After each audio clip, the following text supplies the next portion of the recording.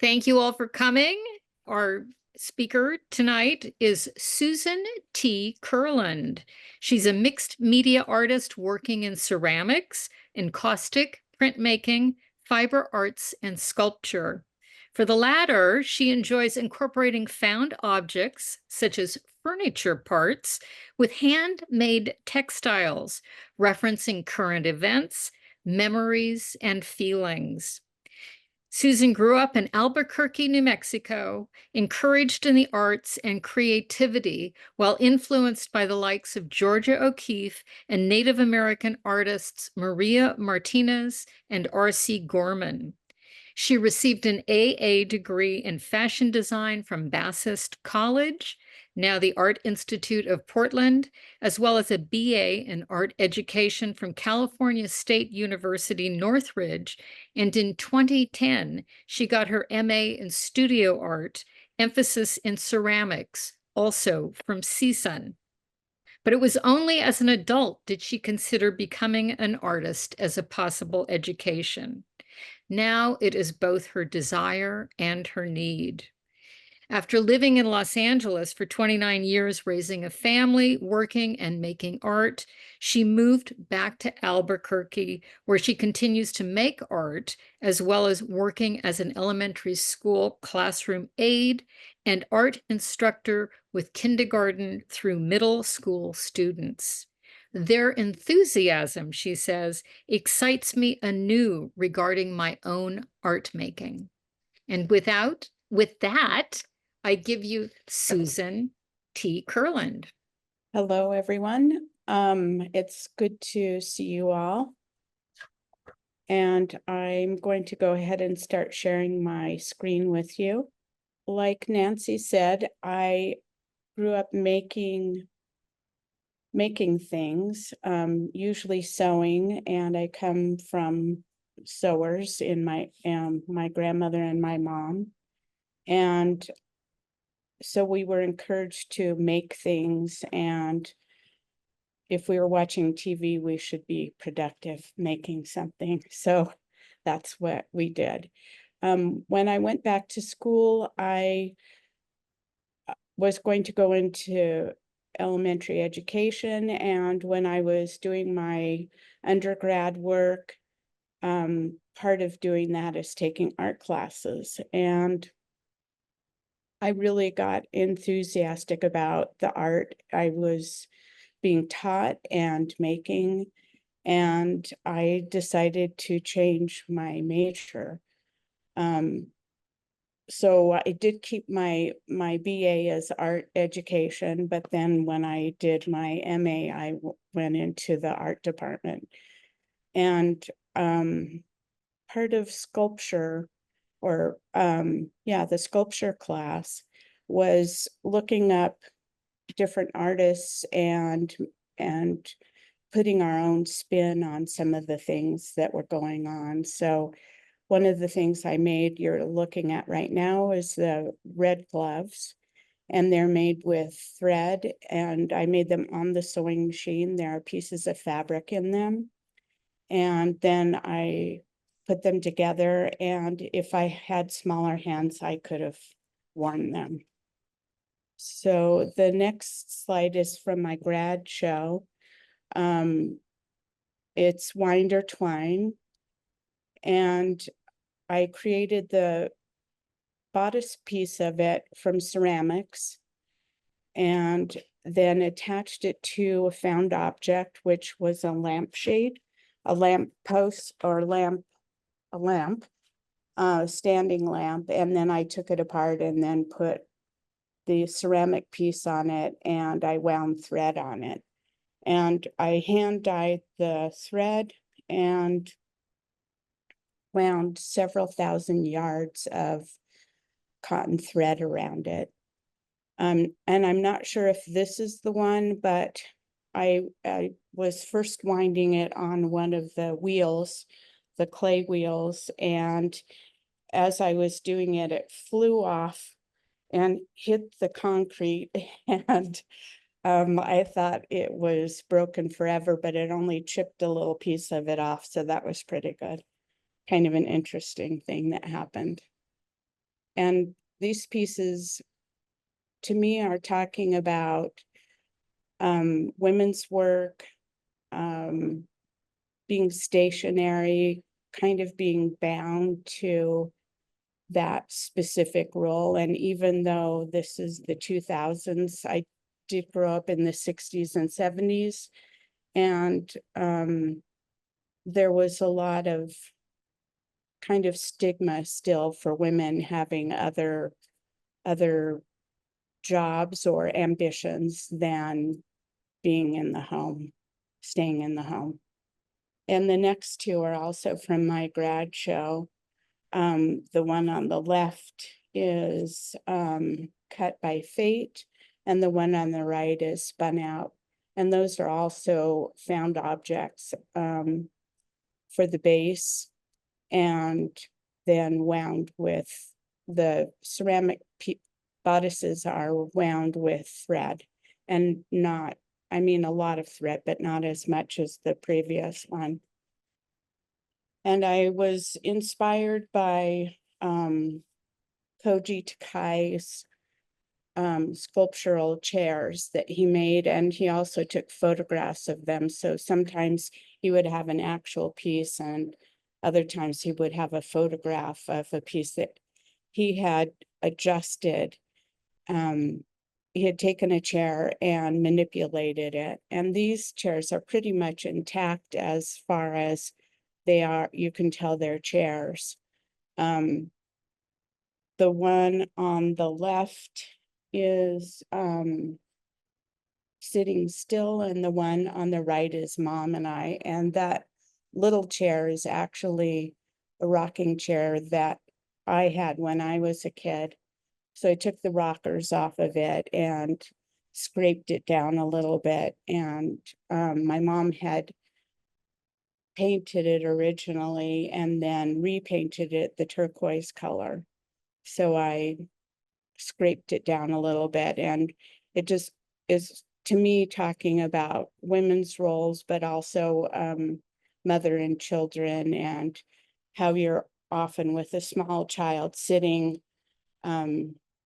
with, sitting them on your lap and interacting with them when they're tiny. This is something that I learned how to do from a magazine called Threads. And I was interested in creating my own textile, not just by crochet or knitting, but by actually using thread and fabric that meant something to me. Some of the fabric is fabric that was clothing that I had as a child, or that was my grandmother's or my mom's, and that they had made garments out of them. So I decided to take it a little further and start chopping up the fabric. And I don't know, it's very satisfactory to me to chop things into small pieces. And I'm not sure exactly what that's about, but it's interesting to me then to see how you can take a larger piece of something and then reduce its size and then form it into something else. So this is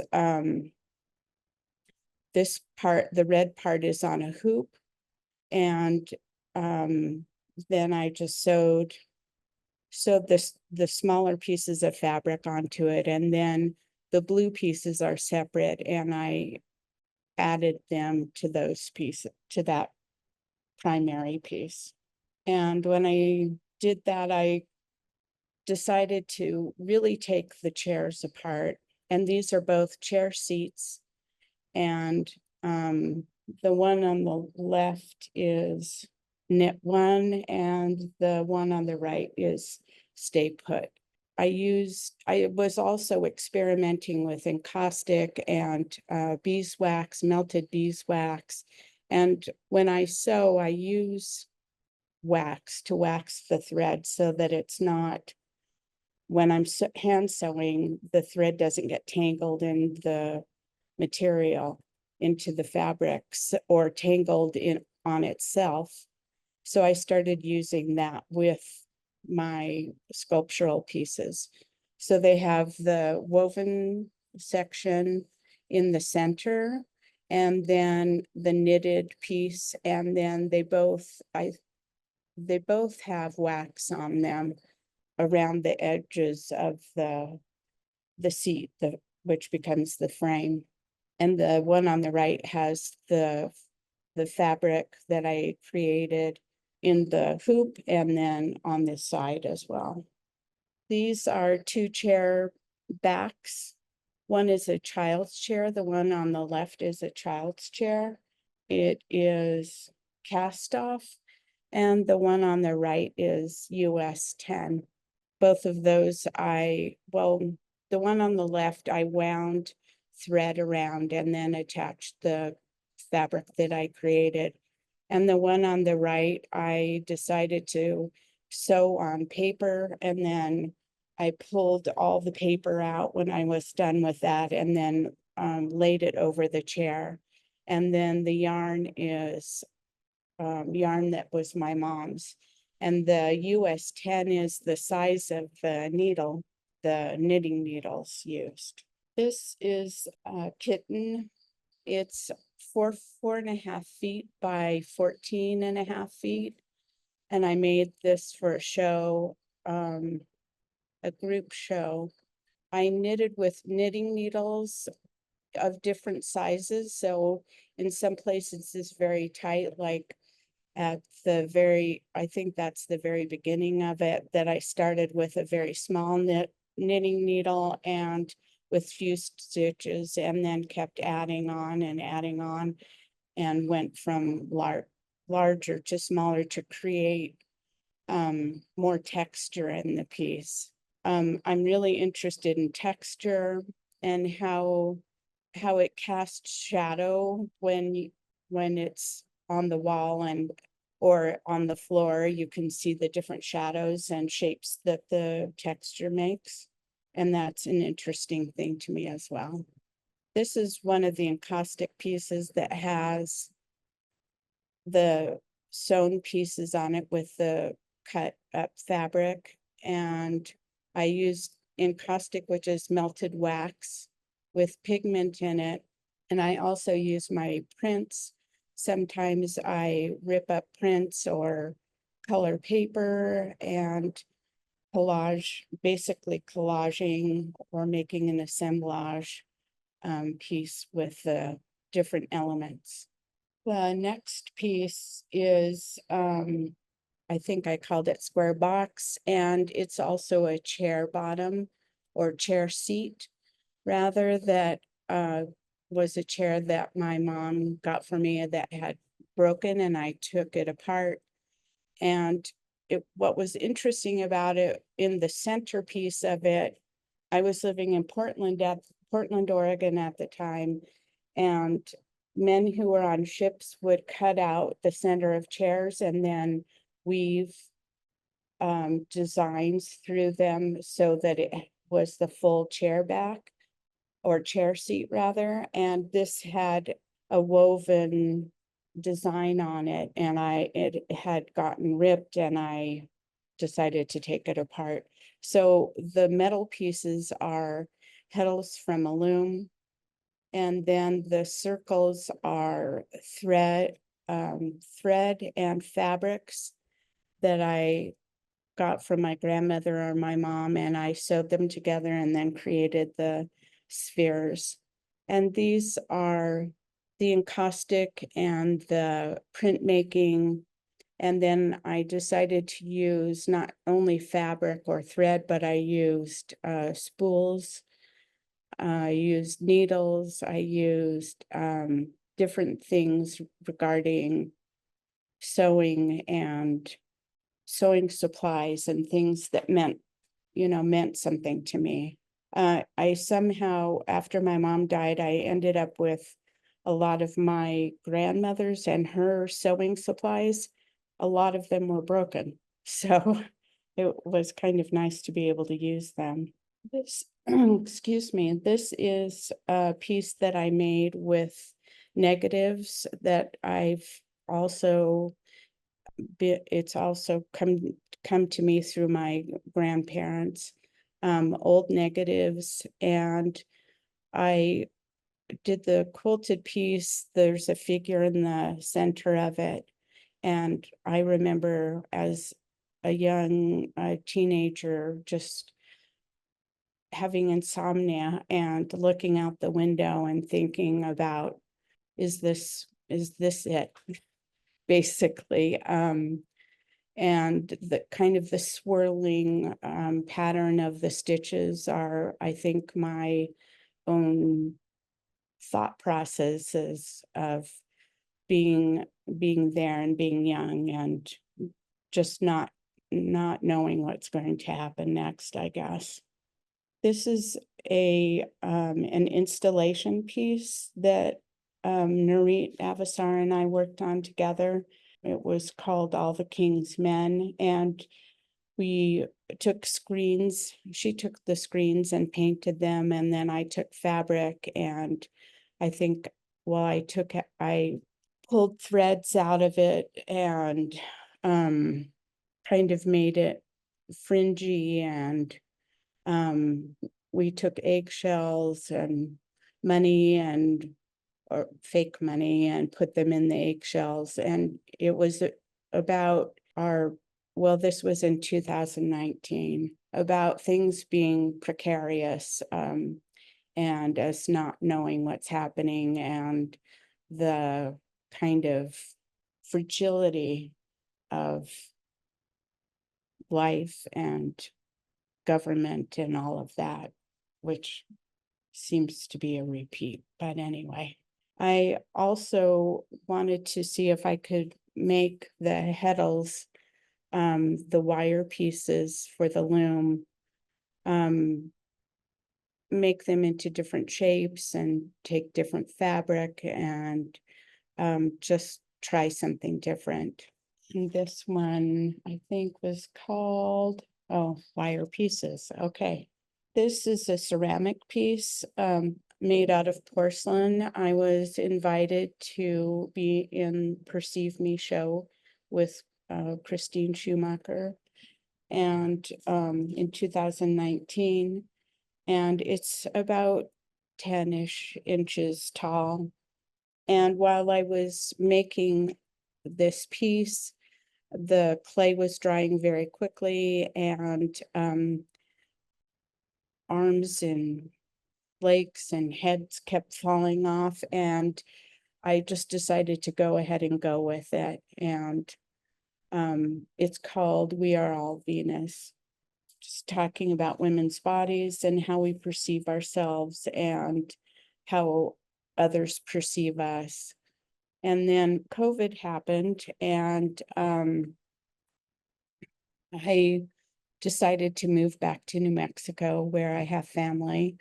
And so I think I've just been kind of at a crossroads as to art, and I've been taking a lot of photographs. So you see photographs on the right-hand side of sunsets and the mountains here. And then I was asked to make a 10 by 10 or 12 by 12 piece about home, where, your house and where you live. And really, the house is small because the mountains are so prominent here and the sky is so prominent here, and that is really what you see. Well, that's what I see, at least. This is a piece from Earth Day, and I took the longer piece that I had knit in the other installation and used it for this installation. I don't think I have a name for this one. I think it's just Earth Day. And also I have been doing a little bit of sewing, and these pieces are pretty small, maybe 12 by 12, or maybe a little bit larger than that. And again, the mountains and the environment, and kind of, I think, being at a crossroads.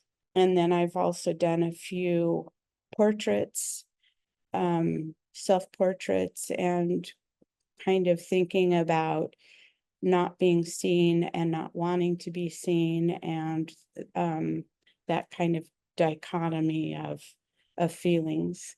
And then the one on the top is also about environment and what is available in the area. And there's a small piece on the right-hand side of it that I found in the yard when I was digging in. It was glass that was crushed and broken, but it's held together with something, and I'm not sure exactly what that is.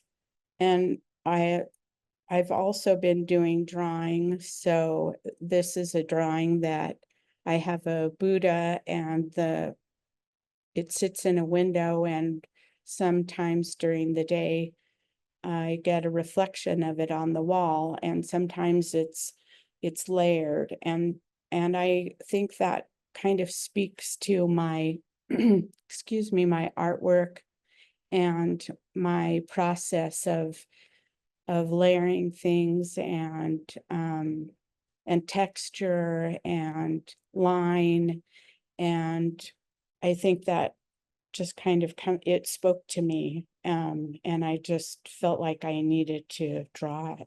Last slide is I've been working with kids, and so during the school year last year I worked with kindergartners, and because I'm the aide, I go to PE with them, or music, or computer, or art, or library, whatever it is.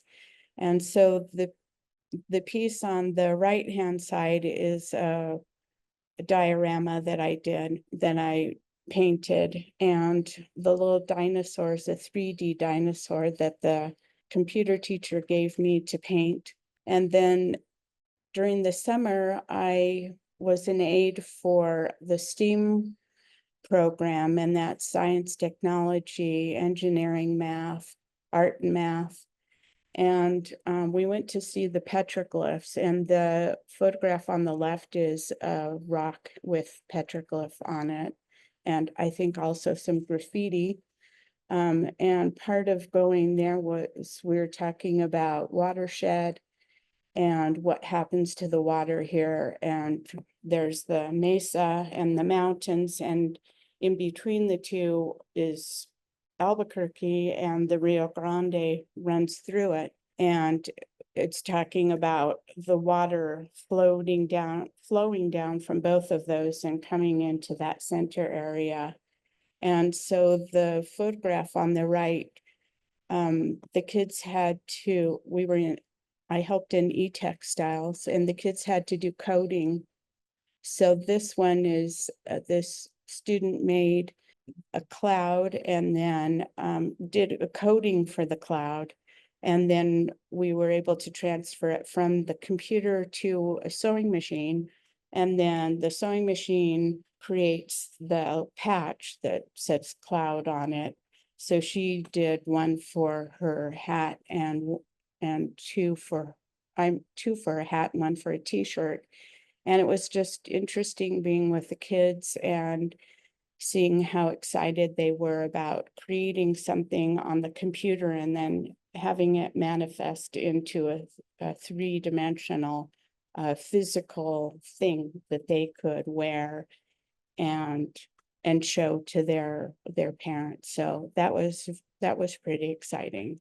That's the end of my slides. And if anyone has any questions or comments, I would like to hear from you. Time to me seems to be a key element in both how you live your life. By definition, we all do, but here we are looking at petroglyphs, and then we're looking at something created with the participation of younger people and the computer. And I know when we did a bit of a walkthrough yesterday with you, you frequently shared that your origin of intro, sort of entry door, was much through your mother and grandmother with the sewing and the threads. And I think it's a comment but it's very rich in that way. It's as if you've woven time in a way, and so each piece has more than the moment that it is showing. You know, and whether it's your earlier pieces that were threads, it's quite it's just a comment. It's lovely work. Thank you, Susan. Thank you, Sandra. Yeah, I think that I've done some genealogy, family genealogy, and I think that is part of my it's like a time travel back into the past to figure out where I am now. I don't know if I get an answer, but it's interesting to think about. And I guess I analyze that for myself. What are other thoughts, Nancy? Yes. I just wanted to ask, I was curious because the thread and the fabrics were coming from your grandmother and your mother, that if there were any particular, I'm just curious where the fabrics might have come from. Were they particular pieces of clothing that you were sort of turning into scrap material, and did that clothing have any, any potent meaning for you? Or the thread, any of those connections? Is that something you can talk about? Some of the fabric I had were scraps that had been clothing. So I could say, oh, my mom made that dress for me when I was 10. Mm. Or, oh, that was the shirt my mom made for my dad, or the shirt that my grandmother made for my grandfather. So yeah, I do have those memories from those fabrics, and I think about them when I'm using them, and it's just kind of interesting to have that image of them when I'm chopping up those little pieces of fabric. What do you want to bring the image up? Because it was very early on in the slideshow. Do I want to do what? I'm sorry. Bring that early image up. It was one of your first ones that had the scraps that you had been using. Well, this has some as well. Yeah. This was a dress of my sister's. This was a blouse of my grandmother's. I think that was a skirt or a dress of my grandmother's. Yeah, that is one of the pieces. Yeah, this was a dress my mother made for me. I think this was a skirt of my aunt's. This Wow. was a shirt my mom made my dad. This was a garment of my grandmother's. So yeah, that was my grandmother's, a blouse, I think. So Do you ever sell these pieces? I have sold a few of them. Yeah. I was thinking about that too, that when I've explained some of this history to people, I think they think it's precious. And in a way it is, but it's also kind of catharsis for me, being able to Leave your past back together. Yeah. How do you display this? Is it adhered to a sheet of paper, or do you hang it, or how do you? This piece is kind of a precursor to this, which I've put on some of the sculptural pieces, like the chairs. Not maybe this particular one, but originally I had sandwiched them between plexiglass so that when they were hung on the wall, you could look at the piece itself, but then you were also seeing the shadow on the back of behind it, like on the wall. And then I decided to start incorporating those pieces into the sculptural pieces. Yeah, it's really beautiful. You know, I put something in the chat that I thought you might be interested in. I've seen it, you know, Craft Contemporary here in LA. Mm-hmm. So I've just seen this in the last couple days. They're having this open call, and I had to read it a few times because I didn't exactly understand it at first. But I think what they're trying to do is collect pieces of material from artists who kind of put together combinations, like sort of alchemy of sorts. And then they're going to have a show of that. It's not like there would be a show of your particular work, but just of a piece of the material that you used. And so when you were talking about, well, for instance, this, and then there Mm-hmm. was another one you said that you combine encaustic with beeswax. And Right. anyway, so check out the link, and it might be something that you would be interested in. Okay, thank you. Well, Mhm. yeah. Can you And go also, back to that one with oh, the encaustic and beeswax again? I think it I'm was sorry. before this. that That one. one. No, it was before that. Okay. Maybe it was this.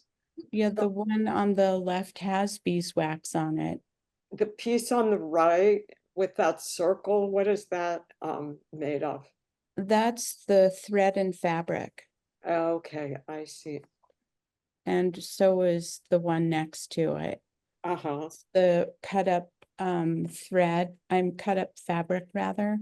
And then I use a hoop. I use plastic and a hoop, and I put it in the sewing machine, and then I sew all through that. And I think that one's kind of more of a grid. A lot of things are process. Right. I make a lot of those pieces before I even make the art piece. So I try things on, basically, like, does this shape or this color work with this frame or this chair, or whatever it is. I like to have a lot of different things to choose from so that I feel like those things can go together.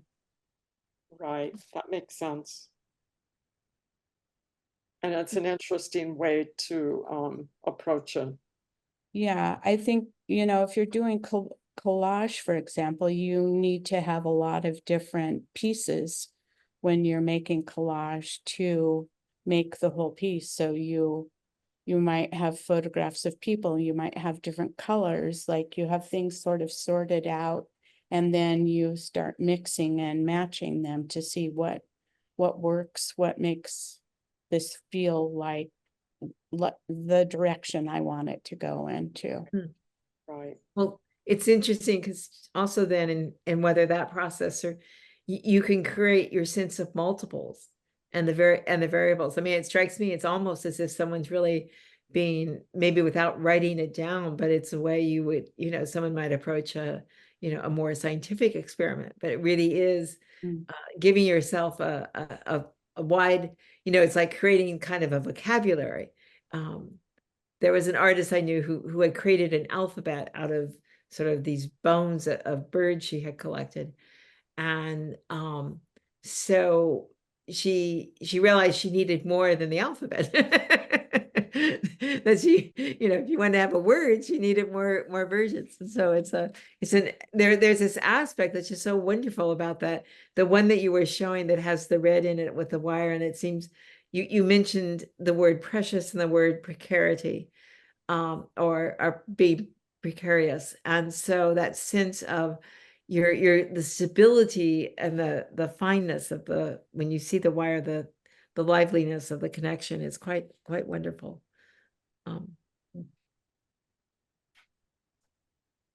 Susan, I'm curious about the thread that you're using. It appears to be thicker than traditional thread that I would use on my sewing machine. Well, for example, this is crochet thread. So that is thicker, but this thread is sewing machine thread. I use cotton thread, or when I'm using, I asked my mom to send me wooden spools of thread while I was in college because I wanted to do something with them. And she sent me a huge box full of thread. So yeah, I'm using whatever thread that is. A lot of it is cotton.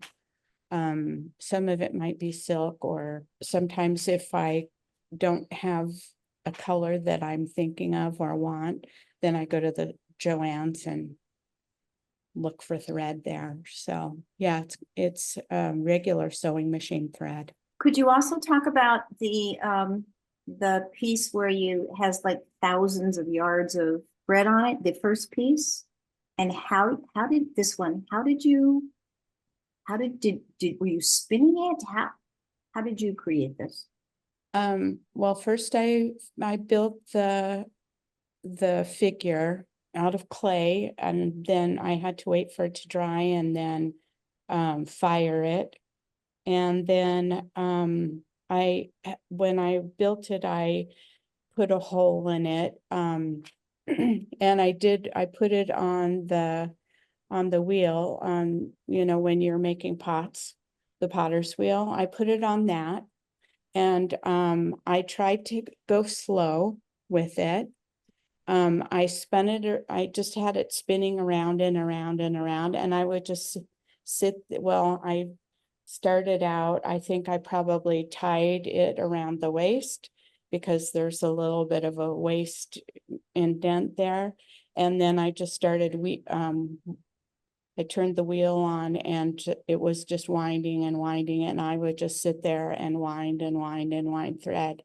And then when I put it on the stand, this part right there was a circle. No, there wasn't a circle there. No, sorry, there was just a pole right there, and I put it onto, I'm just trying to think, maybe I did put something there, so it was sitting on it. I must have. Anyway, when it was to that point, I actually walked around and around and around and around and around and around the figure. So it was a lot. It took a long time. I'm just trying to think, because we graduated in June, I think.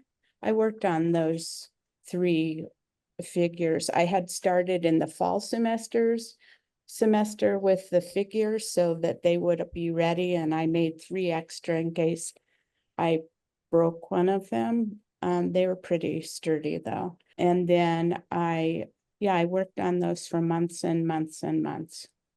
Yeah. It was a lot of work. I also hand dyed the yarn or the thread. So I wanted to talk about working, blue collar workers, and that's why this one is blue. And there's a little bit of color in there too. Did you ever get dizzy going round and round? I got tired of it for sure. I really did. And then I did try different things like with a Lazy Susan, and it worked until, these got pretty heavy. Then when I was Name there. I'm sorry. Irony of the name, Lazy Susan. Yes, exactly.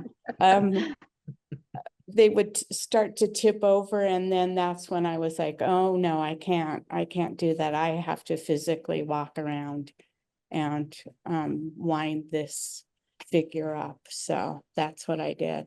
Wow, you must have a lot of respect for the labor you saw in your family. Yeah, I think that my dad was a very hard worker, and my mother and my grandmother were certainly hard workers as well. Yeah. Susan, it's very, very nice. I know, I hope you guys can hear me. It's very nice to see those works. I really miss seeing them and missing your really beautiful presentation. I really like the drawing that you're doing. Probably it's a little faster than sewing. It just maybe It's just easy to kind of sneak one. I know you're busy. Do you ever think of combining drawing and sewing together? Yes, I have. I think when I'm doing the sewing on the fabric, like towards the end, the latter pieces Yeah.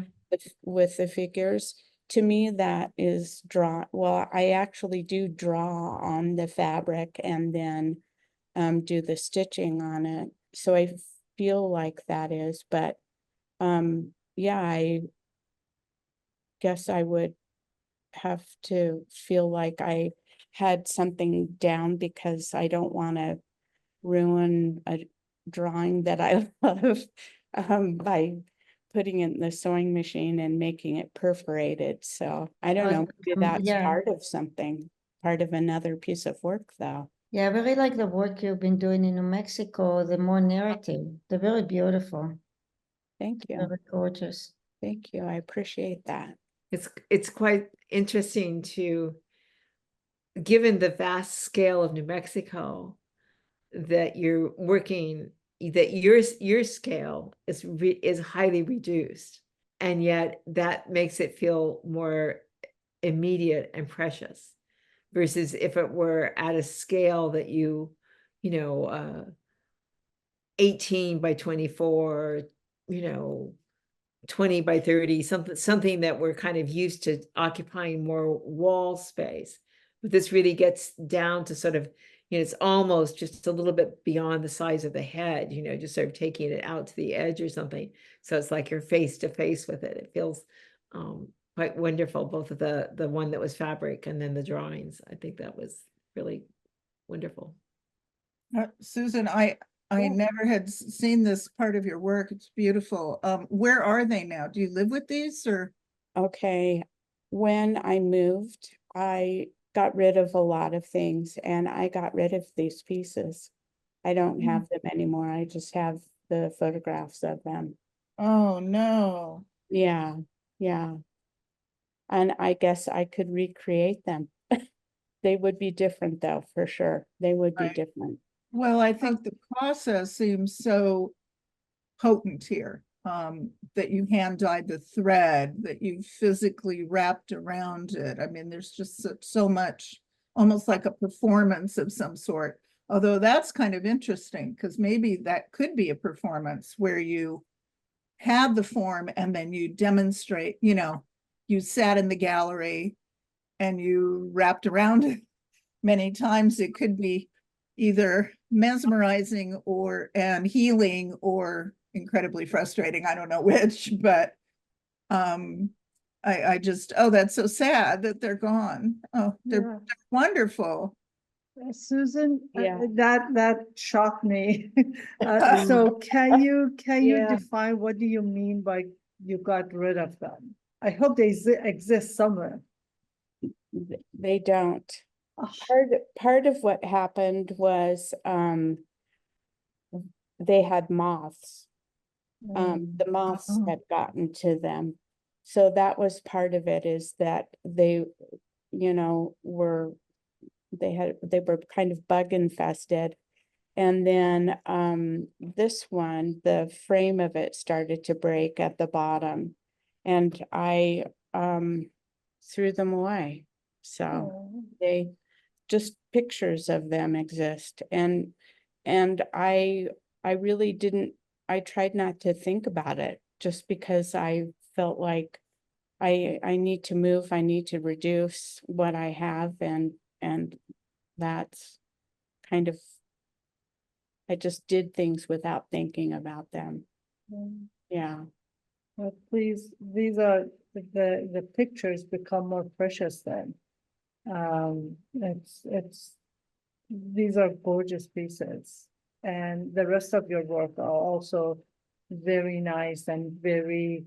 I keep thinking about how would someone hold on to so many pieces, so many things, and then you took those and you made something more beautiful with them to bring your memory into a different way. And they're very inspiring, and I really like looking at them, and with every time you bring one of the images up, I see something else, and so I would really like to study them more and more. Hopefully, one of the shows that might be coming up, you would have a piece or two, so we can see these in person. Or Susan, Yeah. maybe even on a smaller scale. Do you know what I mean? And of Like course, a maquette style. yeah, and then, oh, there you go. Oh, see, now those are, yeah, they're saleable too. I was thinking about Ana Mendieta and how she created her Silhouette series, and of course, all we have are the photographs because they were ephemera, they were ephemeral pieces. So I think we could put them in that same category now.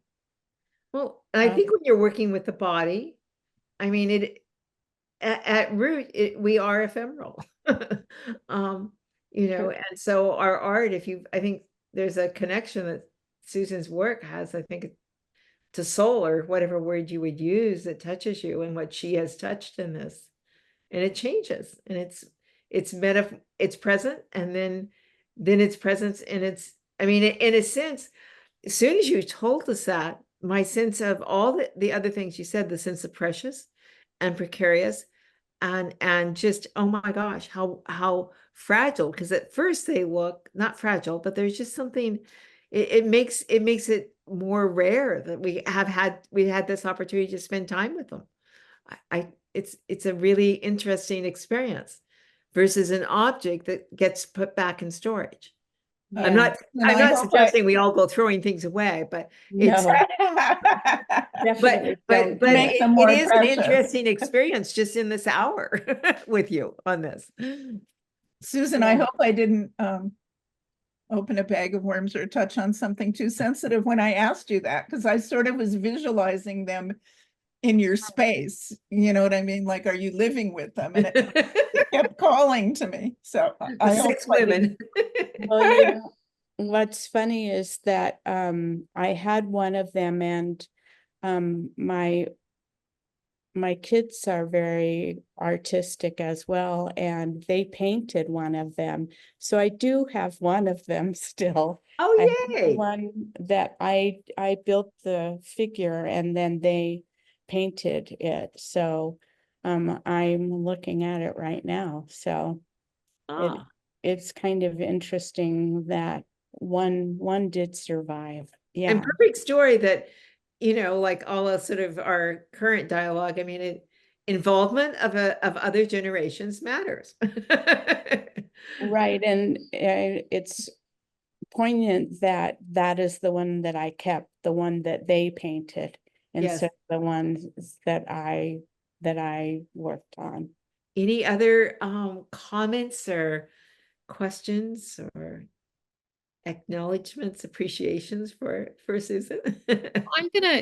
Can I just jump in here for a second? Please, Nancy. I shared with you that quote that I sent you, both of you, Sandra and Susan, today. And I just wanted to bring that up, and I wanted to ask Susan if that resonated with her. And it's this quote that I pulled out of a profile by Adam Gopnik in the New Yorker magazine of the Canadian philosopher Charles Taylor. And he said that art is not an accessory to pleasure, but the means of our connection to the cosmos.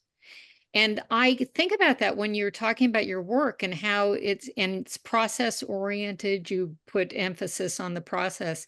Do you feel that it is your connection to the cosmos, that this is how you're maintaining contact with your ancestors and the generations going forward? How do you feel about that? Accessory, I'm sort of stuck on that word, accessory to pleasure, because I do find pleasure in artwork and making artwork, and connection to the cosmos. I do feel connected to my mom and to my grandmother with when I make art, and I ended up with fabric of my mom's that she never did anything with, and I made a quilt it was flannel. She had a lot of flannel. So she had started a quilt for my aunt, and I finished that and sent it to my aunt, because it was like, she could have, her sister, my mom, with her. And then I made one for myself and one for my sister. And when I sit with that little quilt, I feel like, oh, these were the things that these were the fabrics that mom chose. And all that I did was I chose the fabrics to put together and made it. But it does feel like having a little piece of mom with me. So maybe yes. Well, and I have to think too that, you grew up in the 50s and 60s, and I grew up in the 50s and 60s, and that our mothers did that. They sewed, they embroidered, they knit, they did all of those things. And it's like so many of us have lost that connection. I mean, that would have been a more natural connection for our mothers and our grandmothers, that they would be working with these materials that, and they'd be doing it as a, do the quilt and do something that was a useful item that, that you would have with you, that would be passed down through the generations and stuff. So it's fascinating to me that you have done this, you've continued this on, but you're doing it in your art, and that you can carry on that connection and share that connection with us. And so we can think about, in some way, can we do that connection ourselves for the people in our lives, or, just benefit from getting that off of your work. So that's very interesting. So thank you for that. Yeah, it's You're beautiful. welcome. Thank you. I found one thing that you said quite curious, that the time frame in which you grew up, you came up in a culture which seemed to expect that women had a more stay-at-home, so raise the kids role. Where did you say you grew up again? Did you grow up in New Mexico? I grew up in New Mexico, and what is interesting is my grandmother was a nurse, so she certainly didn't stay at home. She was working. Okay. Yeah, Yeah, because I grew up around the same era, and I came from a family where all but one of the women worked, and there was never any expectation that we didn't go to work just because we were women. I think because I think it was an influence my dad had on me, who had a very traditional idea of women and women's roles. That, he would basically say, well, you should go into home economics. And I was like, I don't want to go into home economics. I don't want to do that. So, I mean, even as an adult, my dad's almost 90. When he has said that I'm an artist, he says it in such a way that I'm not sure if it's positive or negative. So, so I think that I grew up where I saw women working, certainly, in the 70s, a lot of women, my mother was working then. But I think that was always kind of like, oh, this is what your role is. This is what you're supposed to be doing, from my dad. But also on top of that, I mean, it wasn't that women just had to stay home and do the sewing and do the knitting and all of that sort of stuff. I mean, I think that women were working, but they were also doing what was considered women's work, which was the sewing and the working with fabrics and stuff. And now today, I mean, who sews their own clothes? Nobody does that. You go to H&M and you get, like the $2 dress and stuff. And it's like we farmed all of that stuff out to outside the country. I'm just curious, Jenny, where you grew up, what culture that you grew up in, because I grew up in the Northern California suburbs. And it was very much that the women did, for the most part, stay home, and that they did have all of those skills. They did all of the sewing and knitting and all of that sort of stuff. So, Jenny, I'm curious, where did you come from? I grew up in Wales. Oh, Yeah. okay. My mother worked full time as a teacher. Her mother had businesses, and her mother ran stores, like they had a tobacconist during like the Second World War, before, after, or something like that. My grandmother, let me explain. My parents are old enough to be my grandparents, and their parents are old enough to be their grandparents. So my maternal grandmother worked in the factories in England in World War One. And both grandmothers worked. The only person in the family that didn't work was my father's brother's wife, and she worked until they got married. And then I think it was after the war, the Second World War, she stopped working because jobs were more scarce, and she said, well, we can get by just on Ronald's wage. So she quit working to free her job up for another family. But it was always, everybody had to work. I think there was only one person that I knew, like of my mother's generation, that the wife didn't work. And I'm not even sure about that.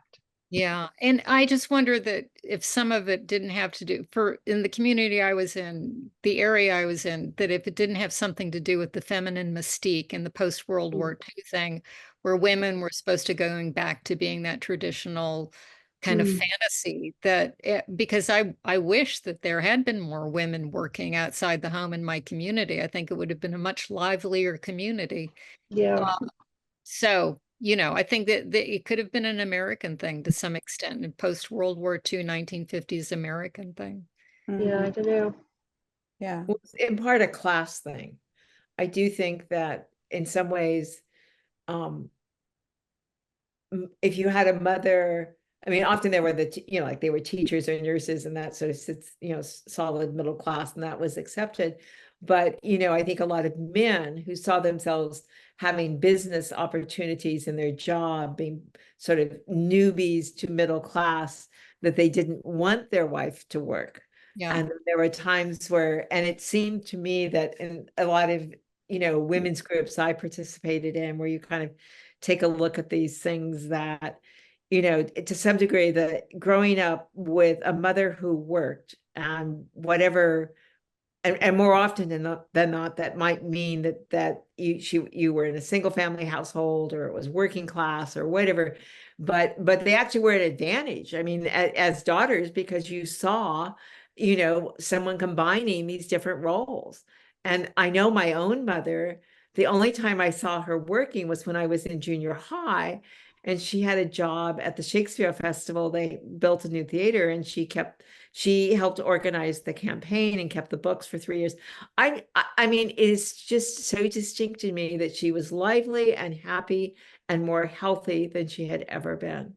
And that was her. I mean, she lost a lot when, just be home and do this.